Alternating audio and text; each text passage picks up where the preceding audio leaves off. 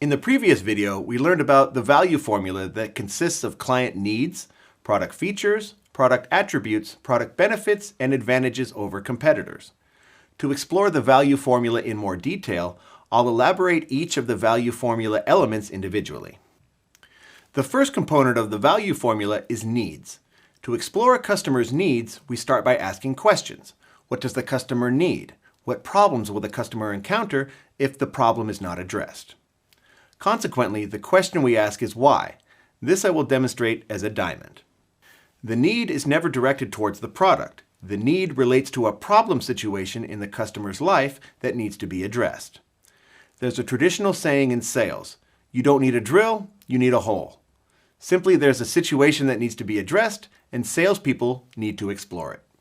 You discover what those needs are by interviewing the customer during the sales conversation.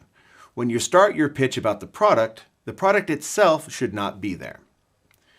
Finally, each customer has different needs towards similar products. Thus, if we offer the same sales arguments to all customers, it's likely that for several customers, some of the arguments might be irrelevant, and there will be no value in the customer's perception. In a sales conversation, we start by identifying the customer's needs, focusing on the situations where the need arises.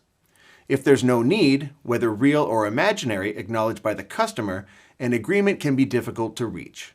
However, once the need becomes urgent or important, the customer is likely to make compromises on other aspects such as features, attributes, or benefits.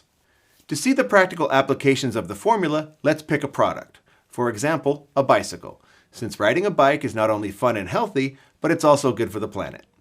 And here we have Annie as our customer for the bicycle. The fact is that Annie doesn't necessarily need a bike, but she has had a problem situation in which a bike with its accessories might have been useful. Okay, what are these situations? Previously, Annie has gotten her clothes dirty after riding a bike. When going by bicycle to do minor shopping, she always needs to bring a rucksack along. In fact, she always has to bring along a rucksack every time she rides a bike, just in case she has to pop into a store. She's noticed that while driving around town, she's experienced situations where pedestrians, even on dedicated bicycle lanes, do not always notice cyclists putting both pedestrians and cyclists in potentially dangerous situations. Finally, Annie's a busy woman, and she's always pressed for time.